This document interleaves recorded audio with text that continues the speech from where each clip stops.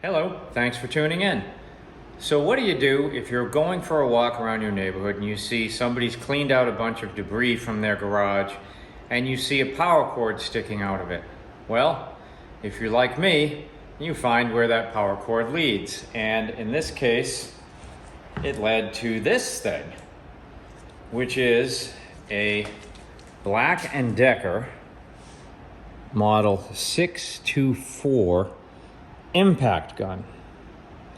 No idea how old it is. I would guess 1950s. But it looks like someone's tried to repair it before. I believe that's a missing screw. The handle is definitely crooked. This is not the original power cord. It can't be. It's far too lightweight for something like this. But it needs a new power cord anyway. I'm gonna have to find a screw, hopefully in my pickle jar or relish jar of old machine screws. I've got something that's identical to that. It's probably the same screw in there. But it's actually quite similar, though not exact, but it's quite similar in appearance to one I restored a year or so ago that was a Milwaukee, right there. This is close, same type of switching mechanism, but it is a different body for sure and likely not similar mechanically. But anyway, so that's our mission. It's risky, you know, it may have been disassembled before. The switch could be bad. There could be a reason why they didn't finish reassembling it. But hey, we're gonna see what we can do. Let's get busy. All right, I'm wearing gloves for this because this thing is dirty.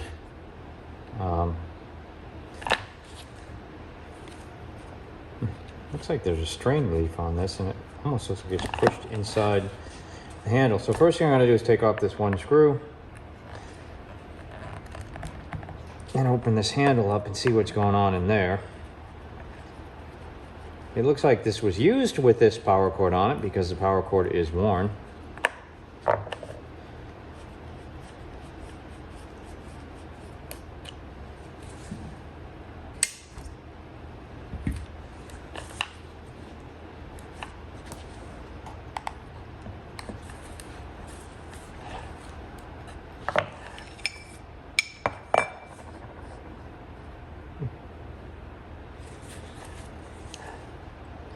Well, that's unique. I don't recall ever seeing that before.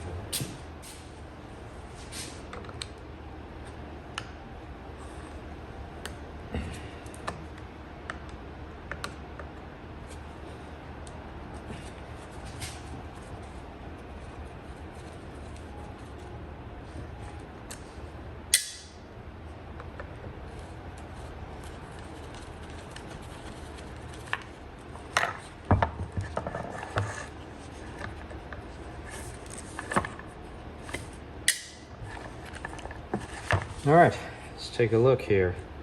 So this had a strain relief on it at some point. I don't know what's up with this thing. This looks like somebody made some sort of strain relief for it. Looks pretty simple.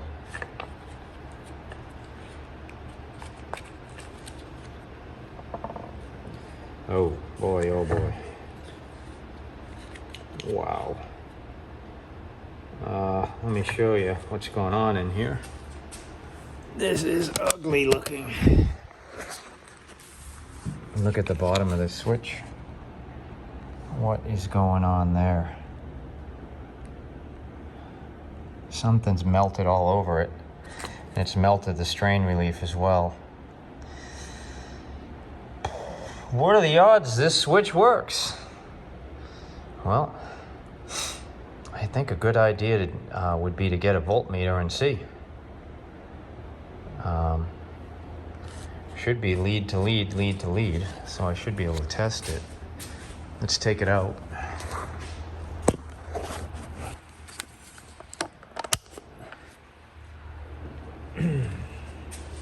It's a neat unit. I kind of hope it works. But you never know. Sometimes things are thrown away for a reason.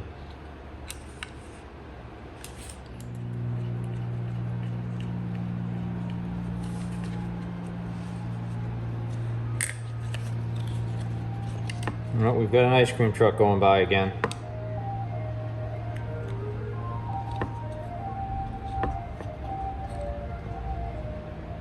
Well, it was definitely rewired, and it was rewired oddly. Let's see if we can get all this rubber off.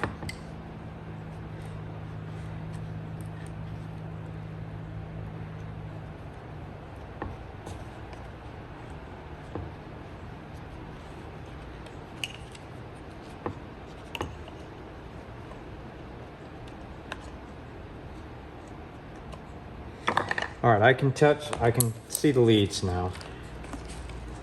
So we're gonna test it. And to do that, if you haven't seen me do this before, we're just gonna look for a reaction from the meter.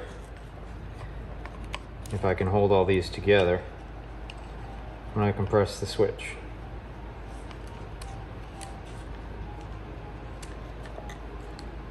So open, we're right there. See that? So we're looking for a jump like that. Also looking to see how, if I'm going to be able to hold this these leads together and engage this switch. All right, let's try it with the switch open. We've got nothing. There is no trigger lock on this thing.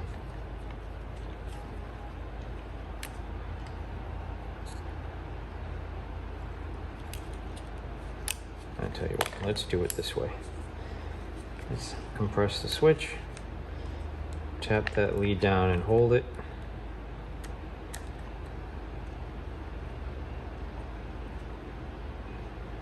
And tap here. Aha! That's good. That side is good. The switch may be good after all. All right. See if I can do that again.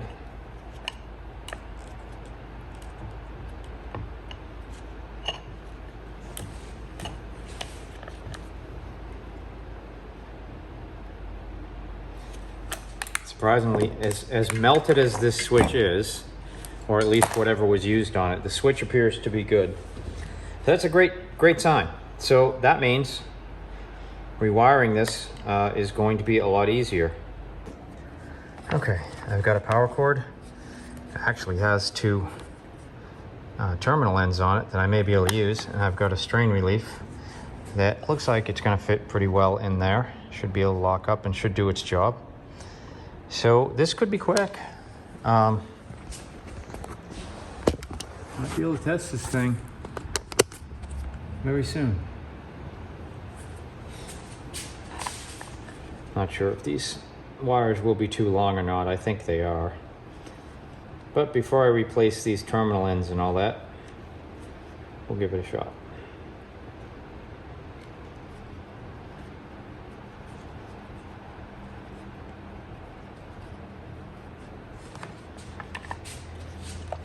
This is a 2-prong cord. Jeez, these wires are just shot. No wonder this thing melted. I mean, there's no insulation on this. I wonder what caused everything to melt like this, because it's rubber. It's not the switch that's melted.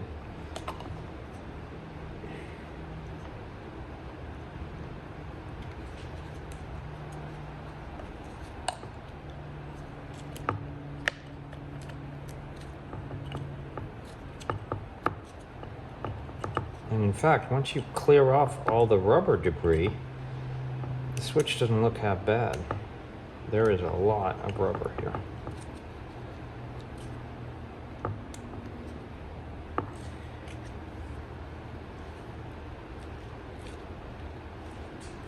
All right, well, the way the switch mounts,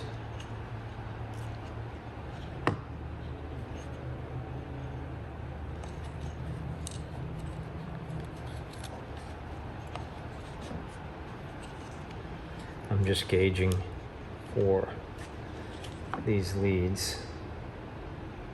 Yeah, let's give it a shot. I think I've got enough room to stuff these leads in somewhere.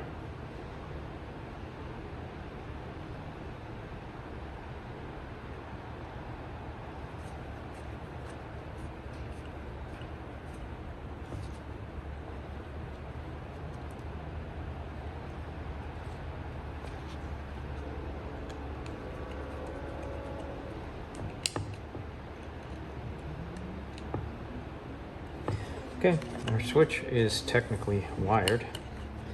I will want to wrap electrical tape around this setup because I don't like it with just the cardboard here. But it looks pretty stable. Gonna have to clean out inside here like everything else on this. But let's see how this power cord's gonna set up first.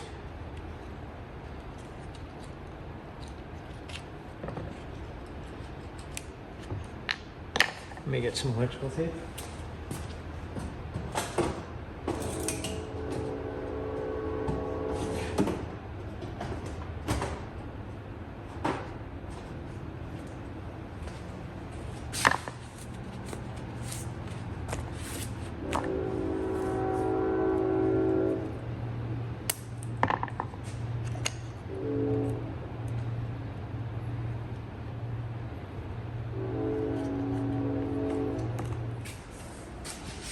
All right, we're all wired, all new terminal ends, and what I'm gonna do is I'm gonna clean this out because look at this is really, really dirty inside. So I'm gonna flush it out with some CRC electric parts cleaner. I don't have the contact cleaner here. I ran out, but I do have this, and I think it will do the job. So, yeah, there's a lot of dirt in there. Look at that.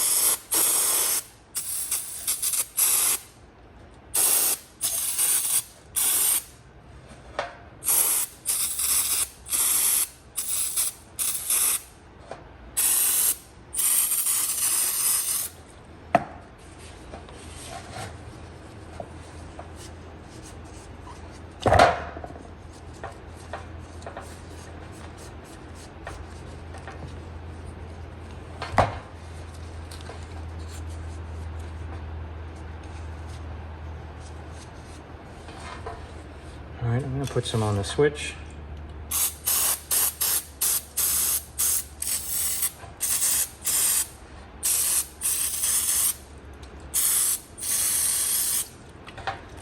All right. So interesting, it just occurred to me that the missing screw likely also holds down part of the switch. And that's why there was only one screw holding the switch in. All right, I gotta let this dry. And while it dries, I'm going to look for another screw to possibly hold the switch down. That might be a little tricky. All right, it looks like, once again, my Sun Sweet relish jar of old machine screws has come through. I think that's gonna work as the second bolt for the switch and to hold this thing on. But yeah, this jar, I don't know, I don't remember where I got it, but it has come in incredibly handy restoring these old tools. So I've got everything rewrapped and let's put it back together. Can always use another set of hands doing this.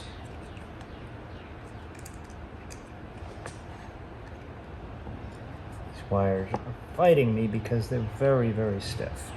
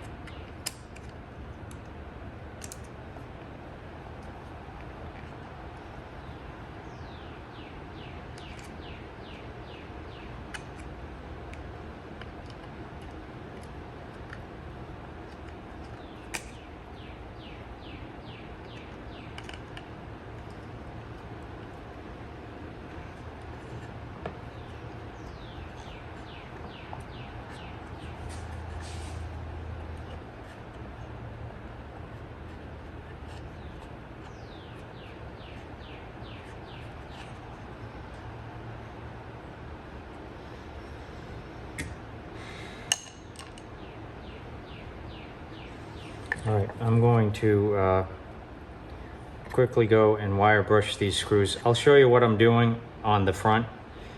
Right now, I just want to get these guys all cleaned up. I'll be back. All right, so I just hit these guys with the wire brush. Cleans them up a little bit. So that when I polish this, because this is a steel-bodied tool, and I will be polishing it if it works. And so I like to do the screws ahead of time with a wire brush, because then I don't need to worry so much when I polish it about getting the individual screws tight. I mean cleaned.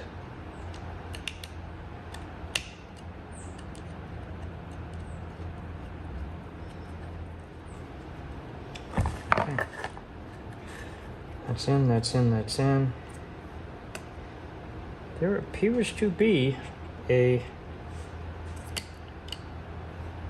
place for a screw. So I'm wondering now, at this late stage, if this at one point had a ground wire in it. Because there is a screw hole right here and no screw in it. And it makes me think maybe this was a 3-prong cord.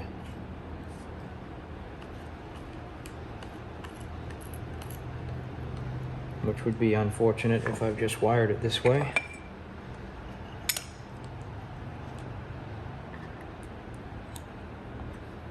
Is this screw gonna work? Or is it not long enough? Doesn't look like it's gonna be long enough. It's very close though.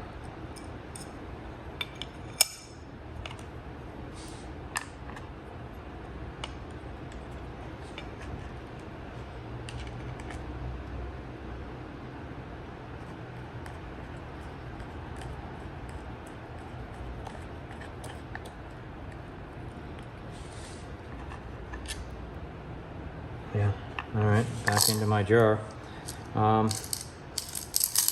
don't know if I'm gonna find one longer than that, but I'll be back. Well, I did find one that appears to be long enough. It's not ideal. It's a Phillips, and it's a panhead. But it seems to be the right thread. And I hope the right length.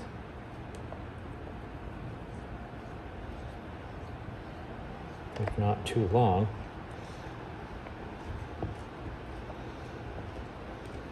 Nope. Perfect. All right. Switch work. So believe it or not, we can test this thing. So what we're going to do is, I really wish this was a 3-prong cord, but it's not. I don't think anyway. I really don't know. So what we're going to do first is we're going to plug it in. So this is my box here. Let me make sure we can see everything that's going on. So I've got this box. And the power is off. So the first thing we're going to do is we're going to turn the power on and see if anything happens. If it shoots out sparks or something, we got a problem. Nope, that's good. Let's pull the trigger. I'm going to use one hand. See what it does. Nothing.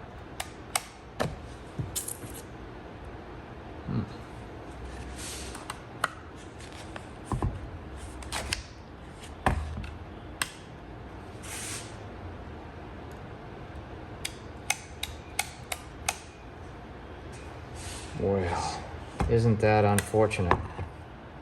That does not happen very often.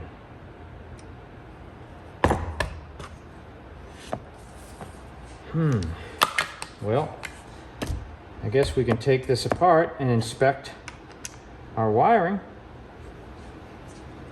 again.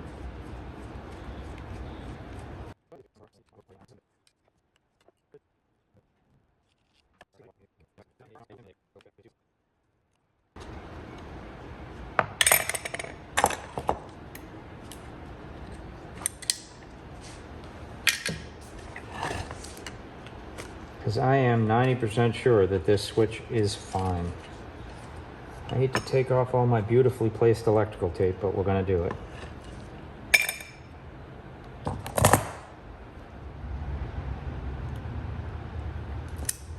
Yeah, this switch is fine.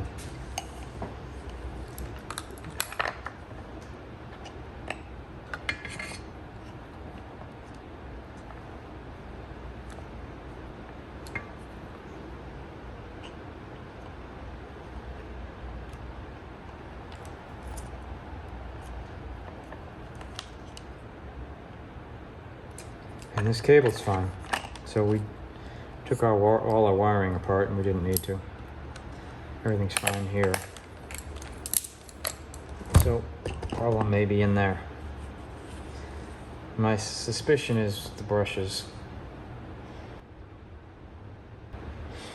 All right, I'm gonna think about it for a bit. I'll be back. Okay.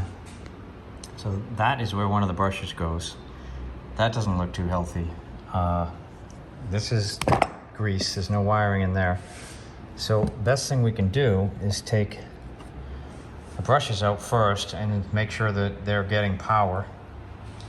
But yeah, I guess I'll put my screws away as well.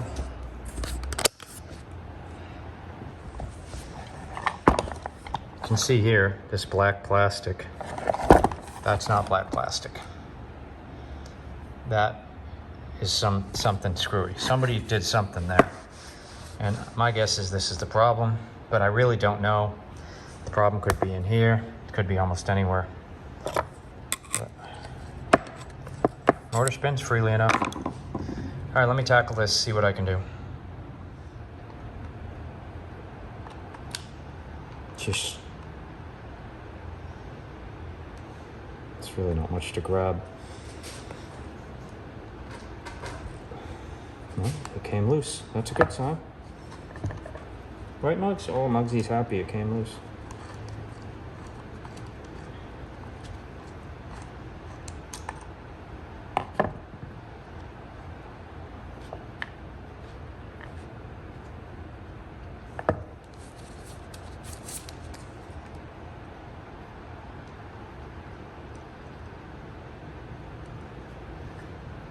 Well, this brush also looks okay.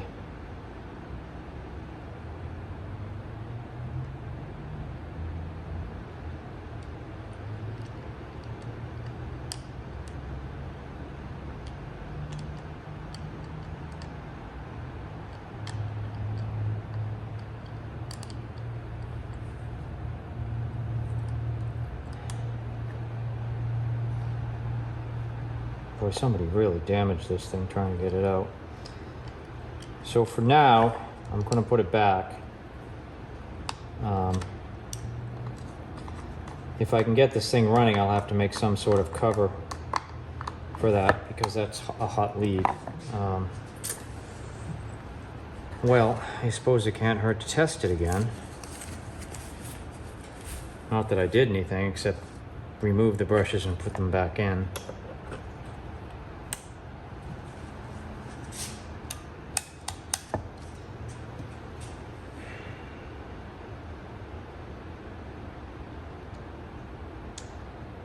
All right, as much as I hate to do it, I'm actually going to take this apart and I'm going to jump the motor just to be sure that the switch is good. I know I tested the switch.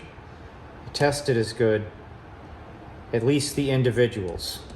So I'm going to take this back off. I'm going to jump the motor, see if it moves. All right, to jump it, I just need to tap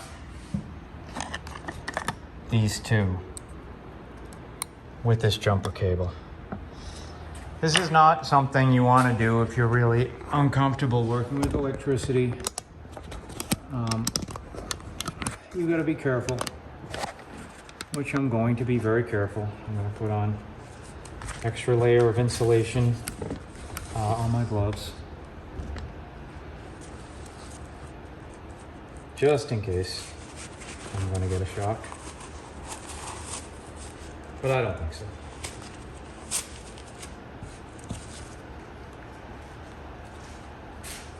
I really think it's not going to move.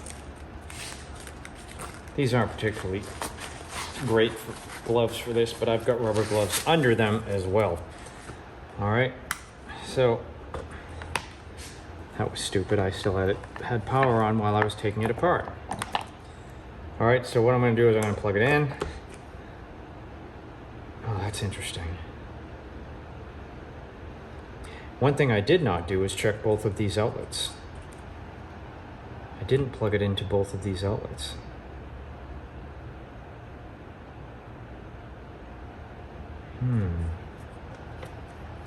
What if one of these outlets isn't working well?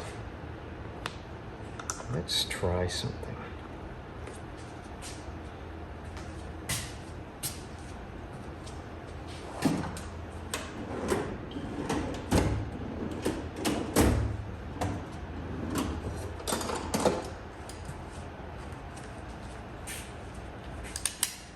I mean, to be fair, this would be absolutely awful if I jump this thing like this and it works. It's all because I was plugged into the wrong outlet. If that's the case, I mean, how likely is this? Not very. Hey, we're talking about a coincidence where one of those outlets would have failed. All right, so the switch is pressed in, and let's see if it moves. No. Now let's try that one. No. Okay. Just a precaution. All right. So now I'm going to use this power wire, and I'm going to jump the 2 leads and see if the motor moves. So I'm using pliers to hold the 2 wires and heavily insulated rubber gloves as well, because I am all about safety here. Power is on, and I dropped the wires. Let's try that again.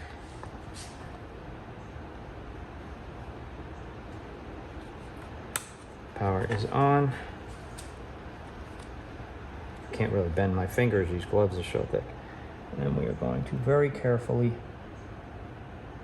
tap that lead and that one. Nothing. Okay.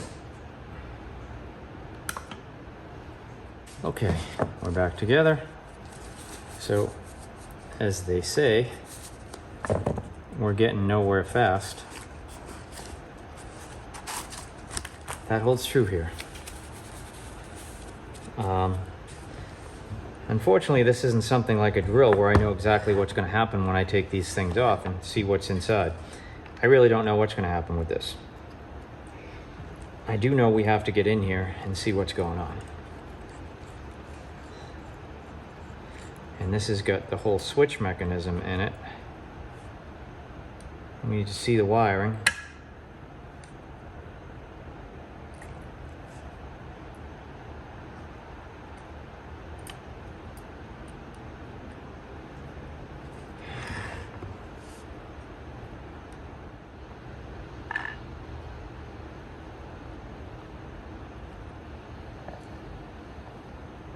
Oh, we have a problem with that wire. That might be it. I believe we have found the problem. Let's see if I can get you a close-up of this, but it appears that this wire is maybe not connected to the brushes where it's supposed to be. But I'm not 100% sure on that yet because I can't really see that far in. Is it connected to anything? Does not appear to be. So this wire here, wherever it's supposed to go, isn't connected. So what's going on with these other wires? Here's its companion here. This wire's connected. Okay.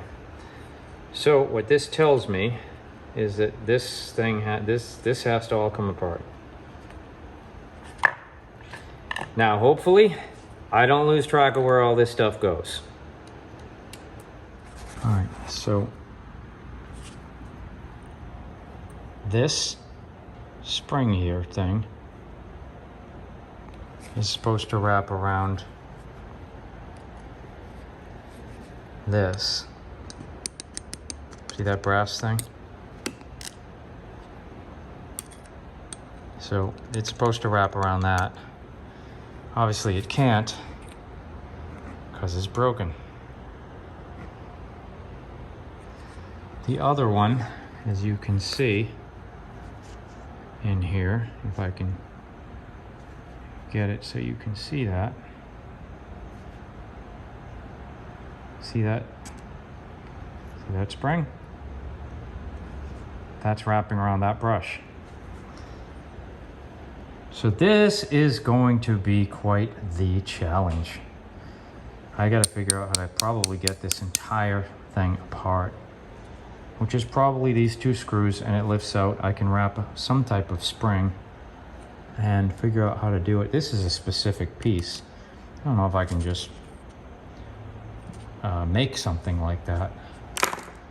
But anyway, I think at this point, it's time for me to take a break for the night. It's dark out. Muggsy's already been in here.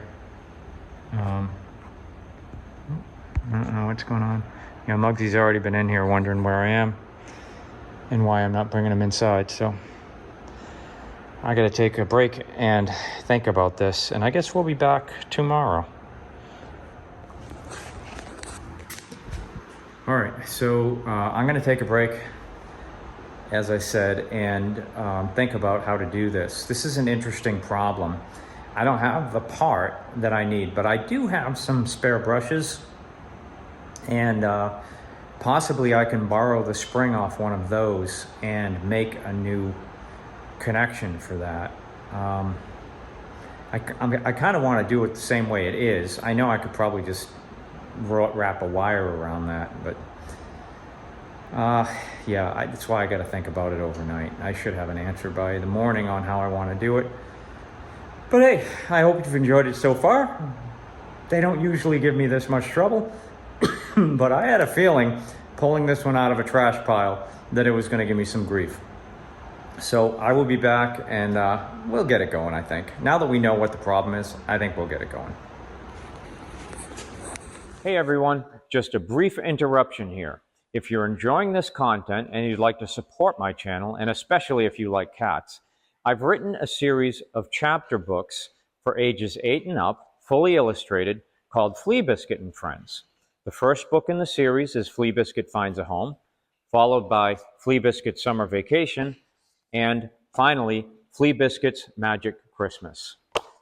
They're available at all local booksellers as well as on Amazon.com. I will post a link in the video description. And hey, that's my pitch. Back to the video. Okay, it took me a few days to kind of figure out what I'm going to try to attempt here. I went through all of my springs. I couldn't quite find what I needed, and then a friend of mine was like, well, I have a bunch of springs. And so we went through his collection of springs, and I found 2. So, I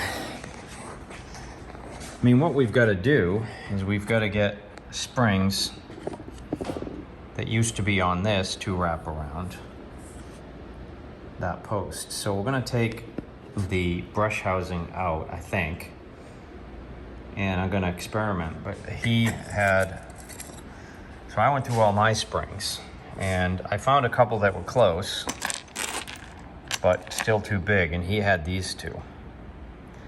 They're still too big, but they might work. So, yeah, I think the brush holder is held in by a set screw. So I'm going to take that out and see. Once I get the brush holder out, I can gauge better if I will be able to fix this with these springs. So I'm pretty sure. Yeah, it's a set screw. And I think this is what holds the brush holder in. But as with most things, I really don't know about this guy. Never done one of these. That wasn't doing much. Oh, and yeah, I forgot. This one's kind of been stuffed full of adhesive, so I don't know if this is going to be much help here. Oh, it is. Look at that. It came out. Okay. So I'm going to take this whole thing out. Okay. So I'll give you a close-up. So we're going to get the spring to wrap around that. Will one spring do it? I don't know.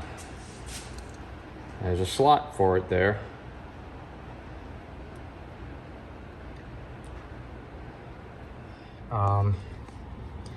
Maybe I can show you. So what I did was I took a small additional spring and I've made this piece. So if I can connect a wire, solder it to this spring, I think this will work. So here's my piece. I think it's going to be quite debatable if I can get the soldering iron hot enough to do this, but we'll see. So I put a little solder paste on there. Let's get the soldering iron really hot, and we'll give it a go.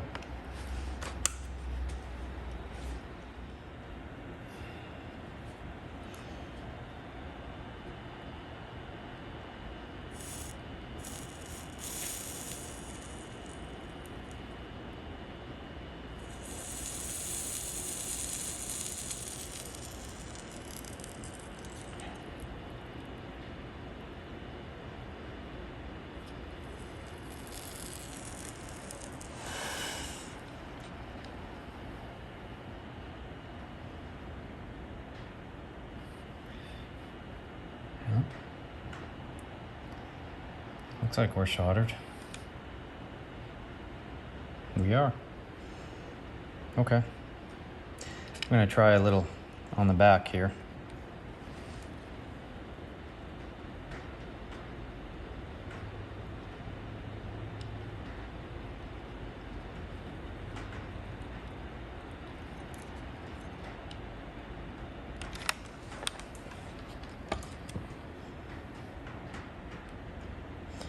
Yeah, we're soldered. So, okay. So this piece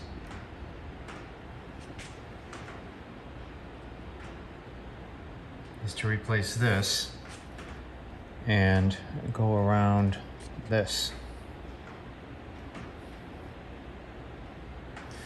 So, yeah, maybe. We'll see. All right, so here's a better view of this piece. So here's the original, the spring completely wrapped around it. That's the brush sticking out, so I'll take that out to put this back in. And I've got to get this spring to wrap around here and then connect to this wire. So, not impossible. Stranger things have happened. So I'm going to put my set screw back in.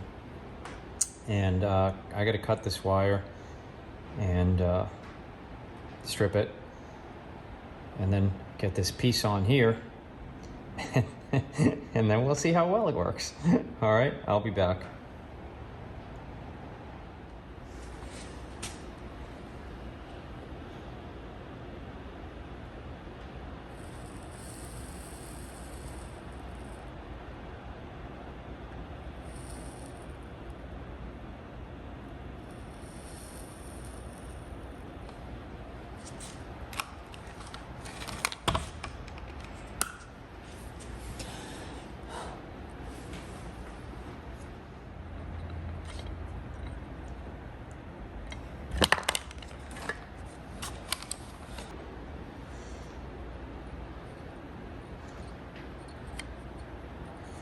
All right, here's our piece.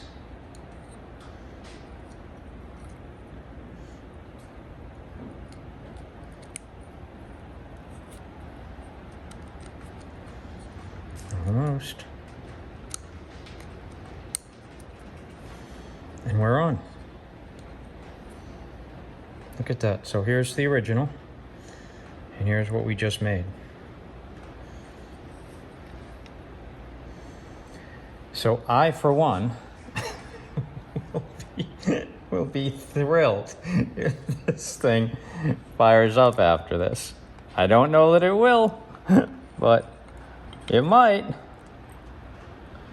All right, now.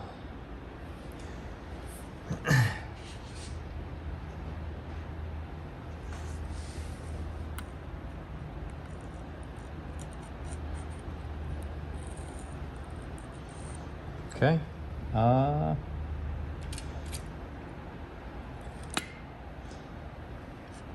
We get a copper ring that goes in here.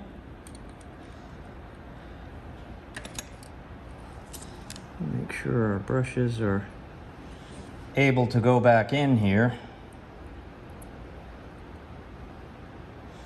This is our beat up one.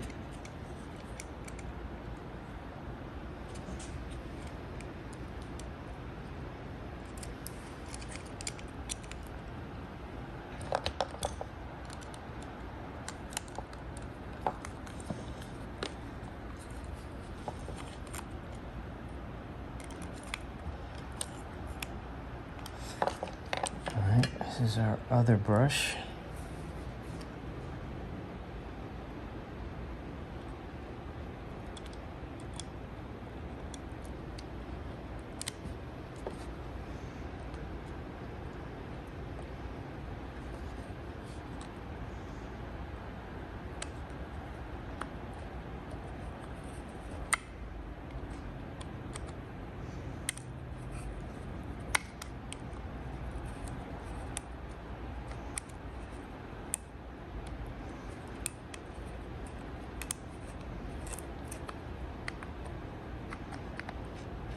Okay. All right, we'll get this cardboard piece.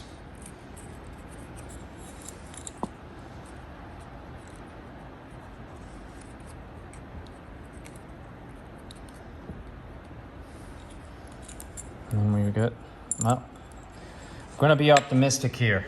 I'm gonna wire brush this piece before I finally put this whole thing back together, because I'm hoping if it works, I don't have to take this apart again. But anyway, yeah, this looks like looks like it might be brass. So to do wire brushing, I'm gonna use the wire brush. I know we got all different camera angles this time.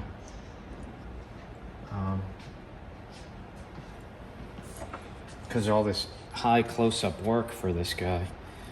And I'm gonna put on gloves and goggles.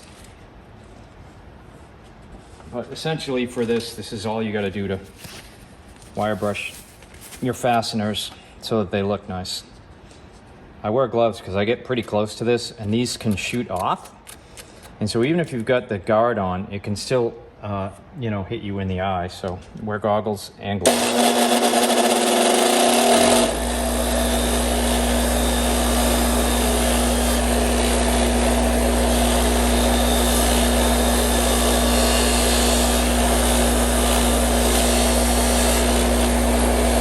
It's not brass, it's just really rusty.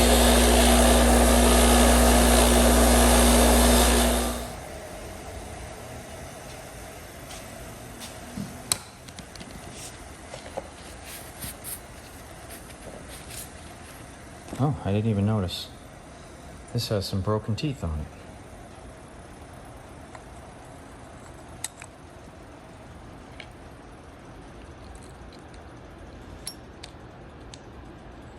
Or a broken part of the grill would be a better way to say that.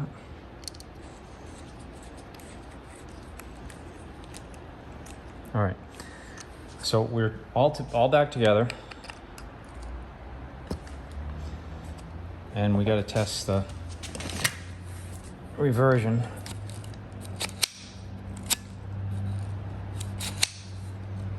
I don't know if that's right or not.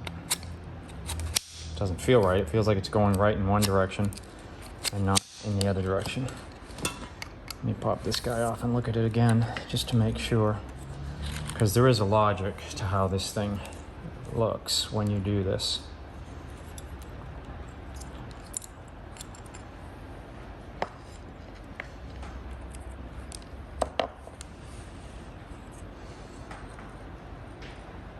So that would be on, and that would be on. I guess it is right.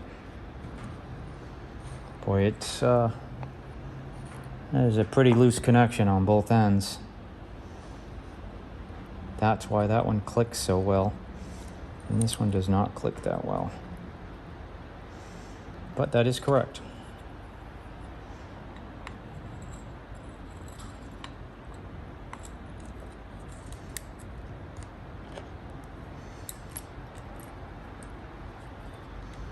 Oops.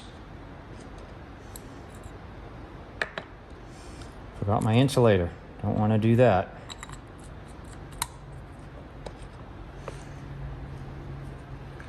Yeah, this is not great. I keep leaving camera angles because I'm not used to this. I'll be putting the camera back up on the workbench after this. All right, let's see.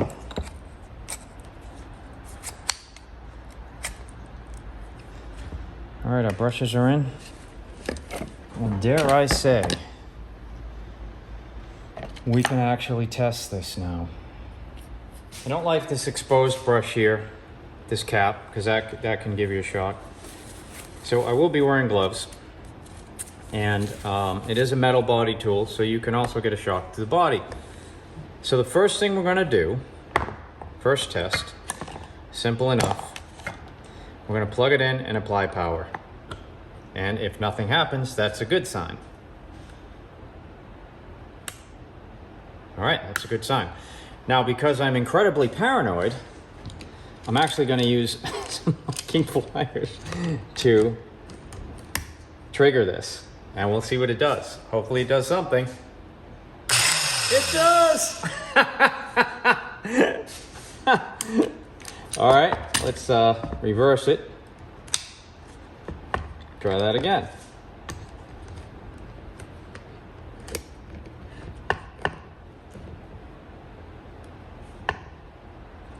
I think we're pretty safe now.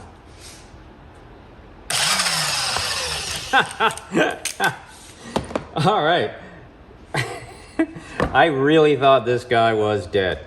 I really thought it was gone. But it's back. So what I'm going to do next, I'm not going to give it a full test run yet. What I'm going to do next is I'm going to clean out this motor and we're going to grease it.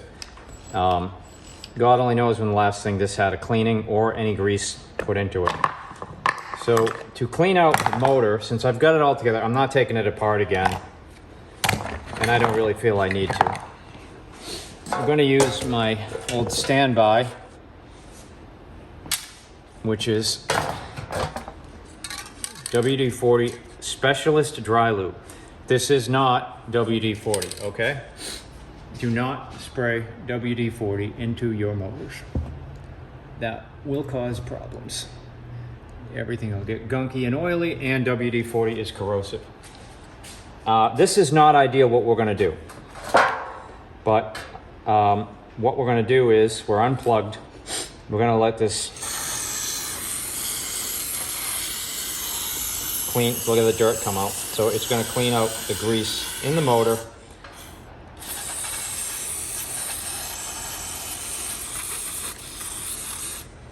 All right. So this is going to take some time to dry out. This stuff does evaporate pretty quickly. So first thing we're going to do after it dries out is we're going to take this top off.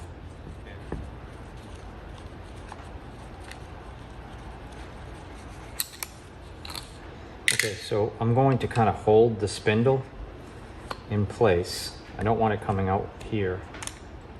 And it's coming out anyway. Okay, we're gonna have to do it. We're committed now. It's gonna be a little easier to clean this motor.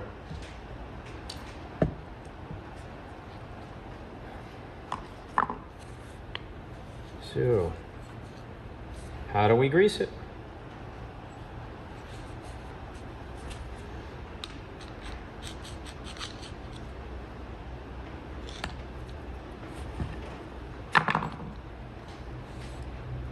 really see any way to grease it. I think this would split open somewhere. Doesn't look like it.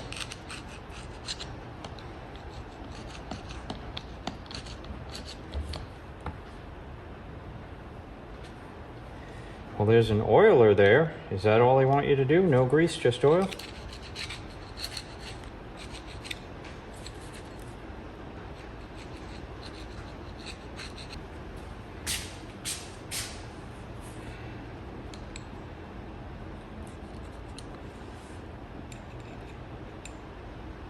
And just put some in here.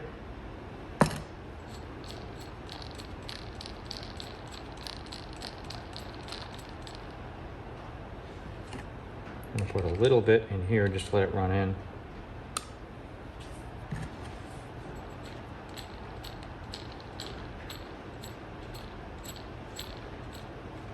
It's pretty tight. Everything feels tight. Okay, here's our oiler here.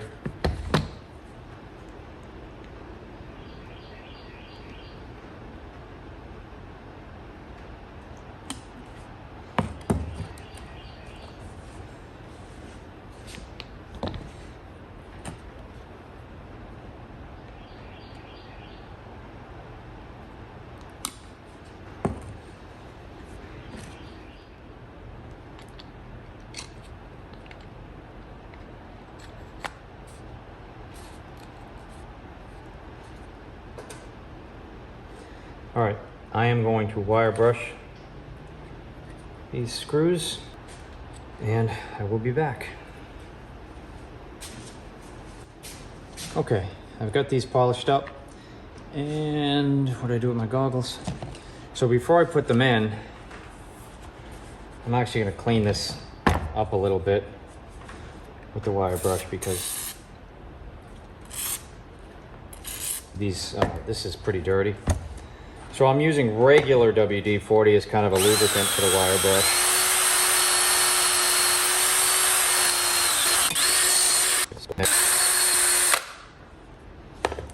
All right.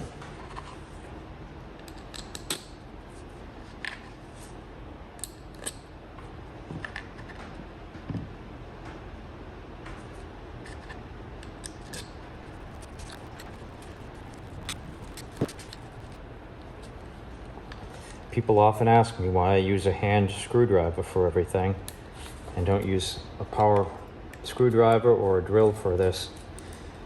It's because these are very old.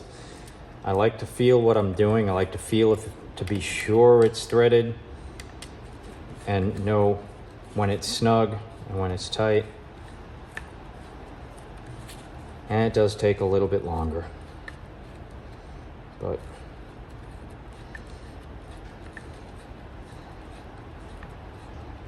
you don't want to go through everything we just went through to get this thing running again and then screw a step like this up.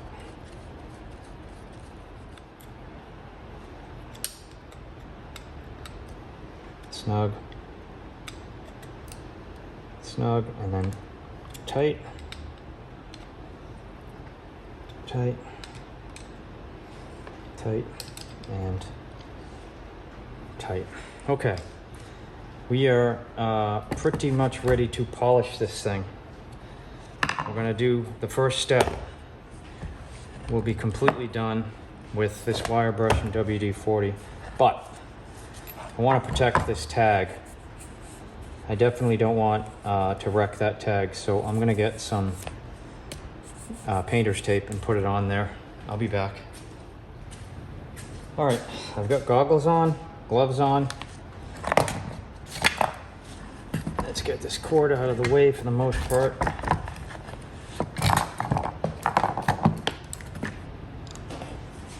And what I'm going to do is I'm just going to spray WD-40 on it. Trying not to get it in the motor. You don't want to do that. And we're just going to wire brush it.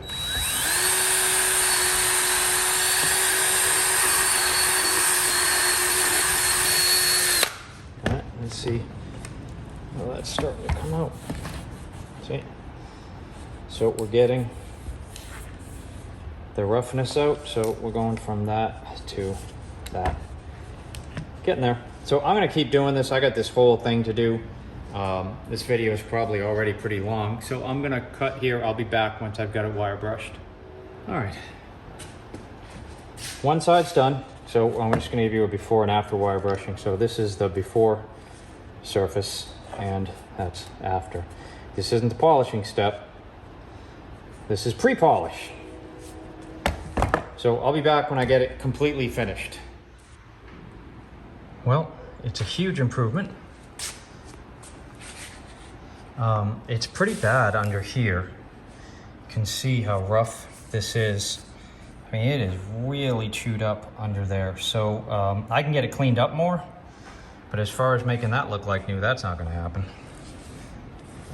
But anyway, we're about at the point where I'm gonna polish it. So I'll be right back over at the polishing station.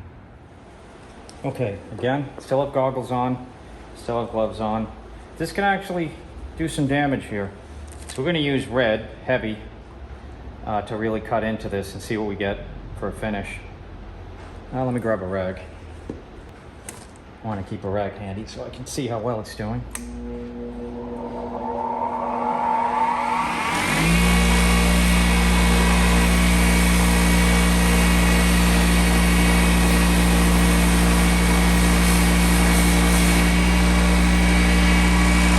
All right, we're gonna do this side.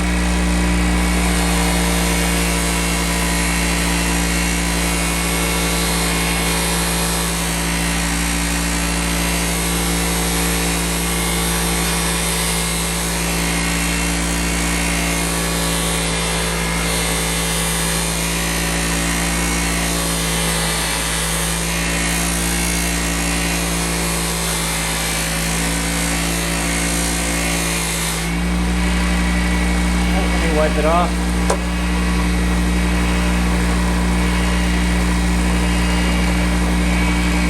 Alright, so we're going from that to that with just a quick polish. So let's keep going. I'm going to keep going with this and then I will be back. We're out of the polisher.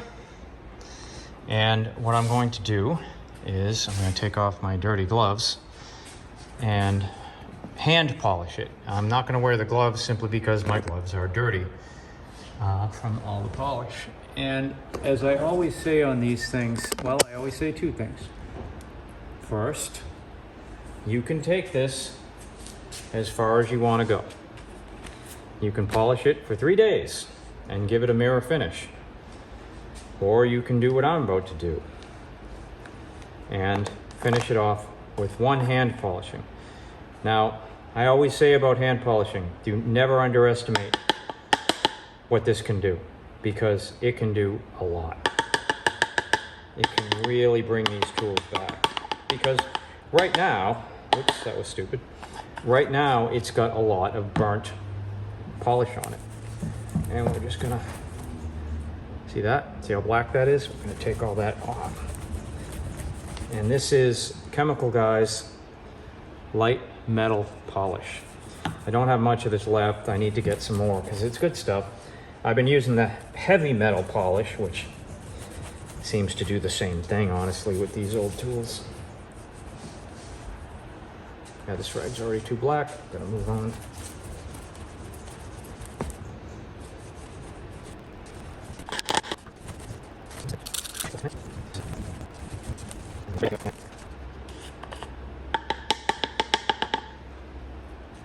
I suppose one thing I could do on here if I really wanted to is I could sand it.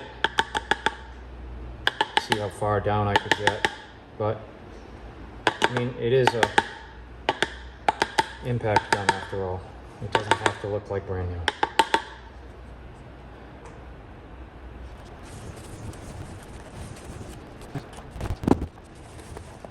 All right, this is an important step. The rub down. This gets all the polish off of it.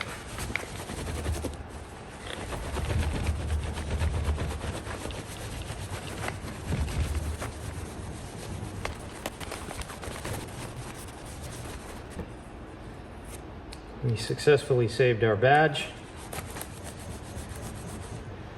You don't want to use polish on the badge, it'll take the ink off. We can use car wax. So let me get some car wax.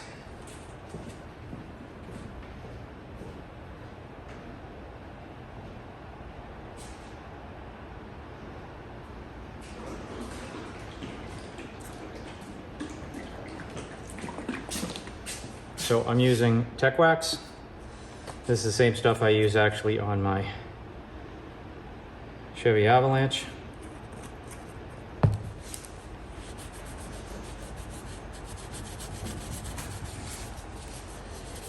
See, it brightened it right up, and we can rub the rest on the tool itself.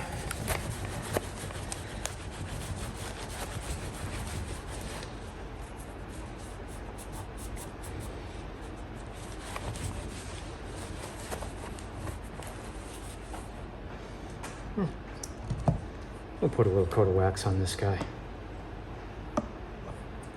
This isn't a necessary step, but yeah, it's a little bit of shine.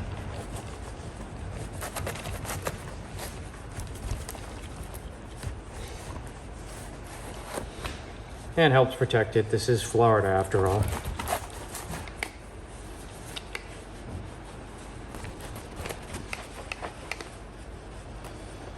All right. Looks pretty good. One thing I've got to do, I got to get a cap. So let me see what I can do to make something for that. And I will be back. Well, there we go. I made a cover for that brush out of a rubber grommet.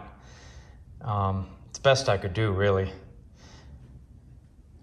It's all oiled, it's rewired, it's polished, it's ready to get back to work. And it looks pretty cool. It's seen some use. I mean, look at that. It has seen some use. But you know what we're gonna do? Actually, I forgot to really give this a test run. So since we've been polishing it and everything else, and let's see, I'll give you a full view, and on, and we're good. And let's hear it.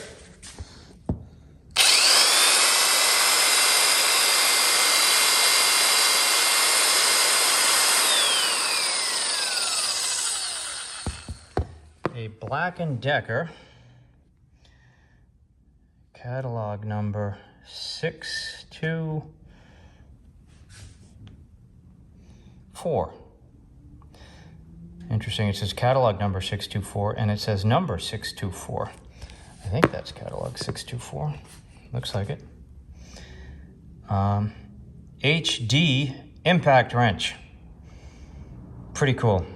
I really am happy with how it came out. I got dirt on it again. All right, we're all rewired with this beautiful Stanley power cord. And I'm ready to test it, but before I do, I wanted to talk for a minute about a question that I received. It's a logical question too, which is, let me put this on tripod actually. So I got this question from someone who watched one of the tool restoration videos, I think it was the Milwaukee saw, and he asked me this question: where do I get all the power cords for these?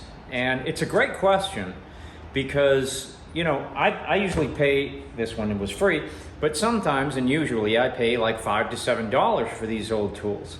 And if you try to buy a heavy, you know, 16, 14 gauge power cord, you can pay $15, $20 just for that. And that completely blows your budget for these things out because most people don't want these. This is a hobby. You know, if you've got one and you're attached to it, you want to restore it, that's great. Most people don't want these metal body tools anymore. I happen to be fascinated by them and what you can do with them. But anyway, so I get the power cords from several sources. A good source is old computer cords. Those are usually 16, 18 gauge.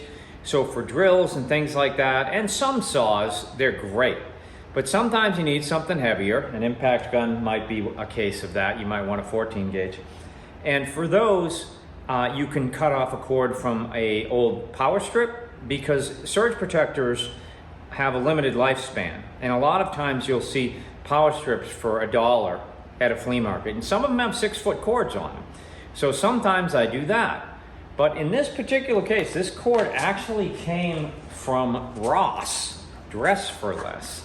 And they had several of these Stanley heavy cords, 14 gauge. So this is a 3-prong 14 gauge. It even lights up when you plug it in. And I bought several of these. They were $8, which is, you know, $7 more than I usually pay. But it's a better cord. And for something heavy like this, or an 8-inch circular or 7.5-inch circular saw, you'll want a heavier cord, and these are great for that.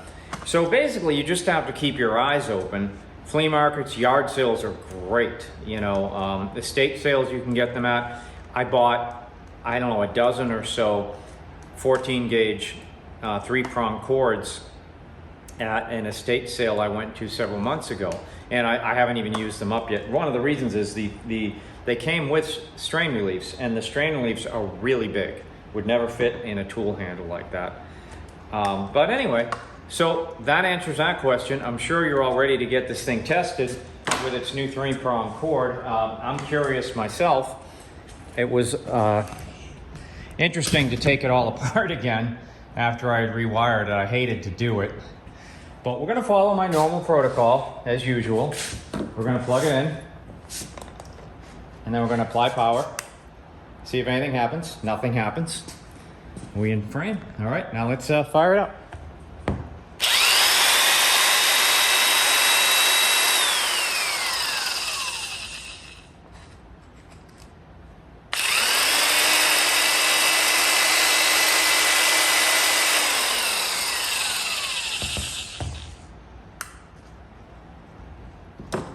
Pretty neat. All right, that's it. This is a great old tool, and it's fantastic that we were able to pull it literally out of the trash and get it rebuilt and back into service. Now, it's 65 years old. I'm not going to donate it out. So the truth is, it's not going back to work. It's actually going to go on my display wall behind me, where it will serve another purpose. Every time I see this, I will get a great sense of accomplishment knowing all of the obstacles that went into bringing this back and the fact that we were able to overcome them. So if you enjoyed this video, or if you've enjoyed some other content on my channel, don't forget to like and subscribe. It helps me and it helps the channel grow. And hey, you know, if you want to rebuild one of these, I just did it, you can too. All you need to do is go out, get busy. Take care.